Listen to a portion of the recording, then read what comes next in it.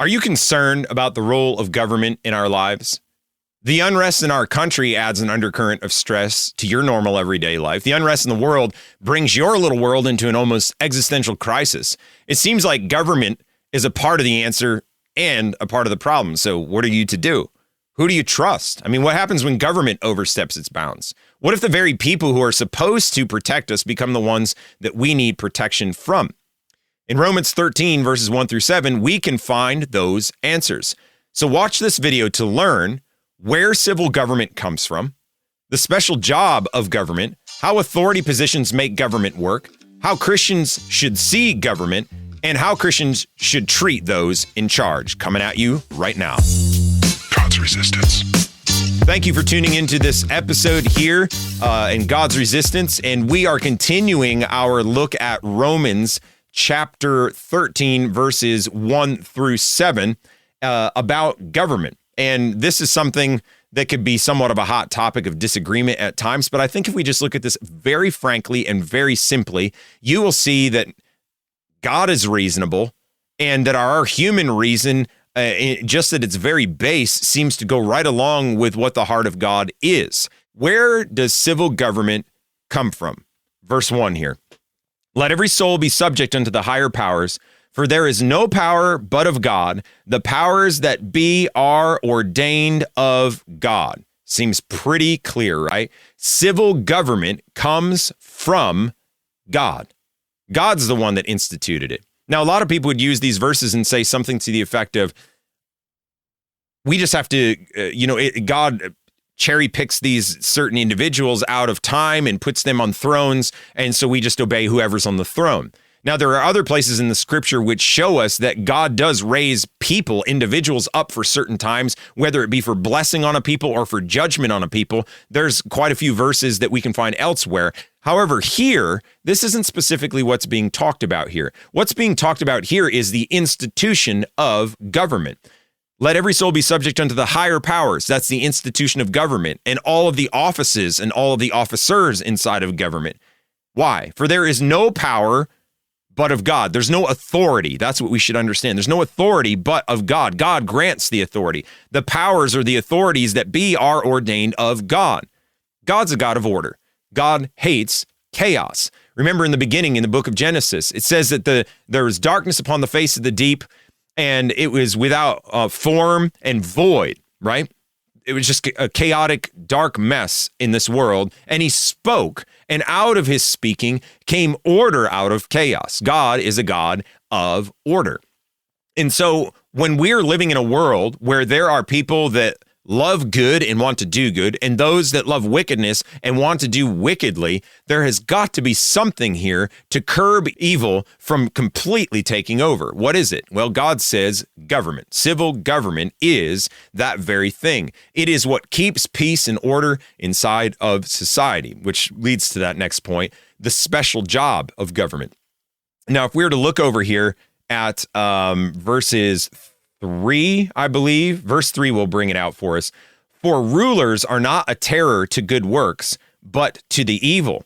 Wilt thou then not be afraid of the power? Do that which is good, and thou shalt have praise of the same. So it seems to be from this verse that the function and the special job of government is to reward those that do good, to punish those that do evil. Why? For the peace of society. So that we're not infringing on each other's rights. We're not taking advantage of one another, that a whole load of people can peacefully coexist together in commerce, in family, in worship, and all these kind of things without there being complete unrest and turmoil. Government is there for that reason. It is God's arm in this visible world for righteousness to continue to thrive in a society. That is God's purpose for government. So God sets up government, and his purpose is to reward the good and punish the evil. A lot of people have said things something like, we should just have an anarchist government. Our government's such a mess right now. If we just had an anarchist government, then it would be like these little vigilante groups. So if one person stands up and wants to take all the power, then we would say, oh no, what we do, we don't have government. Well, the other guys with guns over here that don't like this one standing up and taking power will go over here, threaten this man, confiscate his weapons, and say, hey, listen, get in line. You're not going to be in charge. We're going to do this a different way. And you'd say it would all even out. It's almost like how things happen in the animal kingdom. Wrong. Because inside of the heart of a human being, there is sin, a fountain of sin. And that is why in America, with the Constitution, the founders so carefully tried to construct balances of power because they knew what was inside of men's hearts, that if given enough authority or power, or even having a lack thereof, great wickedness could flourish. Now, you might be saying, yeah, I'm hearing you, but look at what's going on in our country right now and in the world around us. Isn't that already happened? We're backing up for a second. What I'm talking about is God's original intent, his purposes, his creation, and what we've done with it is ruin some things. So I acknowledge that what's going on right now is not very good, okay? But God did institute government for a reason, and government is good according to the way God has designed it. And that special job for government is to reward good and punish evil, okay? And before I get a little too far ahead of here, I guess we should back up and go to verse 2. Whosoever therefore resisteth the power, resisteth the ordinance of God, and they that resist shall receive to themselves damnation. So God says, just obey the law, and then you won't have problems, right? And we're going to get to that in just a little bit after this. But then the next point that I'd like to bring up is how authority positions make government work, right? So you would say, okay, God's ordained the institution of government, but then what? And that's where we get into verse 1 here. God has made it be ordained powers to be, okay? He has made those powers to be. When we go down to verse 3 here, it says, for rulers are not a terror to good works, but to the evil. Wilt thou then not be afraid of the power? Do that which is good, and thou shalt have praise of the same. For he is the minister of God to thee for good. But if thou do that which is evil, be afraid, for he beareth not the sword in vain, for he is a minister of God, a revenger to execute wrath upon him that doeth evil. So this talks about not only, say, the president of the United States. It can talk about legislators. It can talk about those that are in the House of Representatives. It can talk about state policemen. It can talk about local policemen. It can talk about FBI, any of these other kind of law enforcement groups. These are positions in government that are good, that are right? In and of themselves. They are good and they are right. And we're told here in verse 3, rulers are not a terror to good works, but to the evil. Okay, so if that really is the case, and the rulers are doing right, they're ruling according to law and according to righteousness, we're told here they're not a terror to good works. They're a terror to the evil ones. So will you then not be afraid of the power? So why would you buck against that? That's essentially what the question is. He's saying, do good then, and you'll have praise of those same people. You'll have nothing to worry about. If they are acting righteously and rewarding those that are doing good and punishing those that are doing evil, you have nothing to be afraid of. That's essentially what these scriptures are saying. And I know there's loads of questions going in your mind right now. We're going to get there. However, we need these different authority positions. We're in a society right now, and of course we saw all this kind of nonsense that happened a little while back, but defund the police. The ironic thing is the same people that say defund the police are the ones that are calling the police when their rights are being infringed, when their property is being destroyed and busted. All of a sudden they want the police now. Why is that? It's because it's innate in every single one of us. God's designed it to be this way. They are the ministers of God to keep the peace, to reward the good and punish the evil. So if you're doing good, you have nothing to fear by them, right? And you say, well, what about the crooked cops? Well, there are crooked cops. Those ones should be dealt with the same law that any other law or any other citizen under the law would have to deal with if they broke it, okay? But that doesn't mean we throw away the institution. God set the institution up for a good purpose.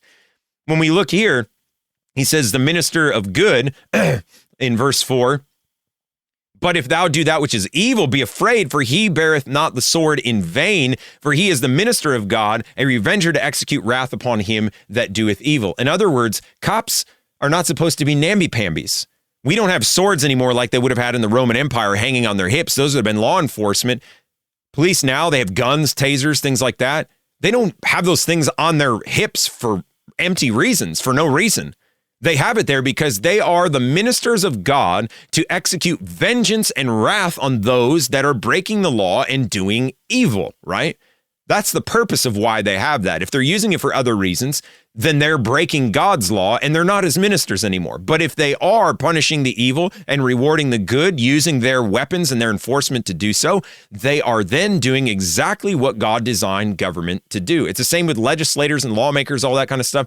They should be making laws that promote righteousness and goodness in a society and not crookedness. Those that are promoting crookedness are not God's ministers. They've gotten out from under things, and they are now susceptible to the same judgments as everyone else because they have broken the law, right? This is what God has constituted government to do. This is why it's there. So then how should Christians see government, you might ask? How do we look at government then in light of all of this? Do we just kind of bow down, Well, if we go back to verse 2 here, then you can find in verse 2, it says, "Whoso therefore resisteth the power, resisteth the ordinance of God, and they that resist shall receive to themselves damnation." Now, in this time in the Roman Empire, you had the Jews that hated Roman occupancy over top of them. They wanted to get out from under the government. You can imagine Gentiles that were converted now looking back at the Roman Empire and saying, this Roman Empire doesn't love God at all. In fact, they're worshiping pagans. Maybe we should revolt against them. And Paul is saying, no, sir. That's not how it works. God's instituted government for a reason. And if they are rewarding good and punishing evil, then don't buck against them. This is right. And in fact, in verse 2, we read here, "Whosoever resists the power," then, if they're operating the way they should, they're resisting God's laws, God's ordinances. So you don't have to just answer, as it says in this second half of the verse, they that resist shall receive to themselves damnation.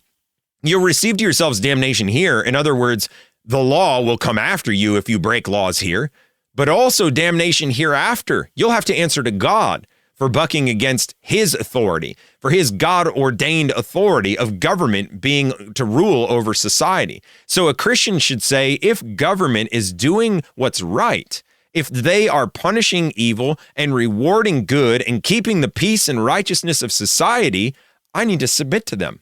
That's what God wants me to do.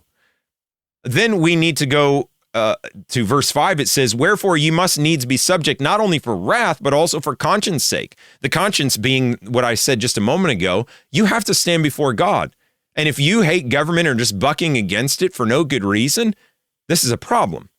And you have to stand before God, and then you'll have to incur the wrath of this law if you break it, okay? So those are things that are going on here. Now, this can be a little bit controversial because with all of what just happened recently, people would say, well, were we supposed to bow to everything that they were government overreach and things that are going on? Here is where we need to look at this very matter-of-factly and closely. And it seems to say very easily, very plainly, that these people are God's ministers if they reward good and punish evil, which leads me to believe if they flop that around and they punish good and reward evil, they're no longer God's ministers. And if they're no longer God's ministers, I'm not under obligation for conscience sake to obey them, because then I would be accomplice with their wicked deeds. And I don't want to do that. So that's where I have to back up. And Peter said something like, we need to obey God more than man. So if there's ever a time where the will of God and the will of the government are at odds with one another, we choose God and incur whatever punishments that the government would throw on us. If those two things are competing, we must walk with God and just deal with the consequence. God will help us. So how do we then treat those that are in charge? Well, if they are doing what their job is, promoting good and punishing evil and obeying the laws of the land in that way, we are to be thankful for them. We are to submit to them. We are to give them our support. And that's what it says here. Even in verse 6, "For this cause pay ye tribute also, for they are God's ministers attending continually upon this very thing. Render therefore to all their dues, tribute to whom tribute is due, custom to whom custom is due, fear to whom fear, honor to whom honor." In other words, pay your taxes. Pay your taxes because God has these people as his ministers attending to these things 24/7 around the clock.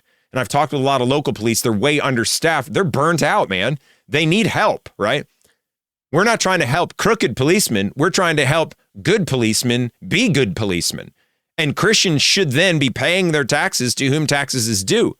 Now, if it were to be that we were in a situation like what happened in Nazi Germany and they were taking advantage of people, You wouldn't have to feel obligated to be paying your taxes there. You might do things because you have to choose your battles at certain times as for expediency's sake, but you're under no conscience obligation to do that. So I hope that you, dear listener, realize what God is after here. God is not asking us to blindly obey people simply because they're in a position, but to obey them as they fulfill his will for government. And that is for you, dear Christian. Make sure to subscribe, like, follow, turn on the notification bell so that you can be aware of all the content that comes out. Follow us on all our social media and visit godsresistance.com. We are thankful for you.